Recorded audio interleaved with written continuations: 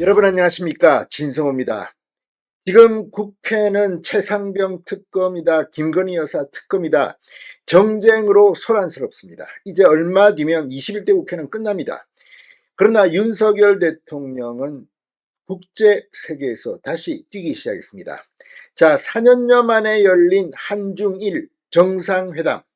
자, 윤석열 대통령이 방금 전 이 한중일 정상회담을 끝내고 공동 기자회견에 나섰습니다. 이 자리에는 기시다 일본 총리, 리창 중국 총리 함께 나와서 기자들의 질문에 답했습니다.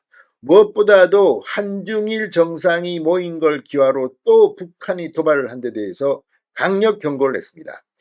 중국 리창 총리는 이 윤 대통령 기시다 총리만큼은 아니지만 평화 안정에 대해서 역설했습니다.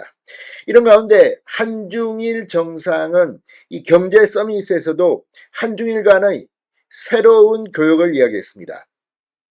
자, 친중 이 정권이다, 이런 말까지 나왔던 문재인 정권 시절 이 중국에 경도되고 일본과 미국을 소홀히 했다는 비판도 없지 않았습니다. 그리고 윤 대통령이 오자 민주당 쪽 사람들은 뭐 한미 혈맹에 대해서 상당히 못마땅해하는 듯한 그런 태도도 보였다는 비판이 나왔습니다.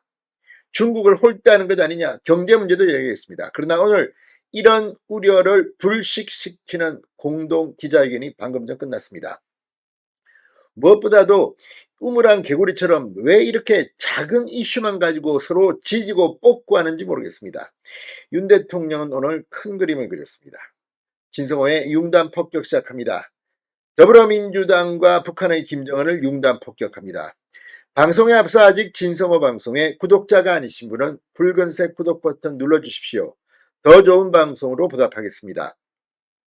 자, 윤 대통령이 방금 전 한중일 정상회담 공동기자회견에서 유엔 안보리 결의를 충실히 이행하면서 북한의 비핵화를 위해 노력하는 것이 중요하다고 강조했습니다. 방금 전 청와대 영빈관에서 기시다 후미오 일본 총리, 리창 중국 총리와 개최한 제9차 한중일 한일중 정상회의가 끝난 뒤 공동 기자회견을 열고 한일중 3국 공통의 핵심 이익인 영내 평화와 안정을 보장하기 위해서 궁극적으로 자유롭고 평화로운 통일 한반도를 실현한다는 목표를 강조하면서 이같이 밝혔습니다. 윤 대통령은 북한이 오늘 예고한 소위 위성 발사는 명백한 안보리 결의 위반이다. 국제사회가 단호히 대응해 나아가야 한다. 이번 회의에서 채택된 공동선언은 우리 3국이 민생 증진, 영내 평화, 번영을 위해 긴밀히 협력하겠다는 의지를 담고 있다고 설명했습니다. 윤 대통령은 우리는 3국 정상회의를 정례적으로 개최하고 3국 협력 사무국의 활동을 지원하면서 3국 협력의 제도화를 계속 추진하기로 했다. 한일중 3국 간의 활발한 협력이 양자관계는 물론 영내 평화와 번영을 증진시키는 데 기여한다는 것에 공감했다고 말했습니다. 기시다 일본 총리 역시 우리 새 정상은 지역의 평화와 번영의 막중한 책임을 공유하는 우리 3국이 폭넓은 분야에서 이 변혁을 추진하겠다는 결의를 재확인했다고 말했습니다.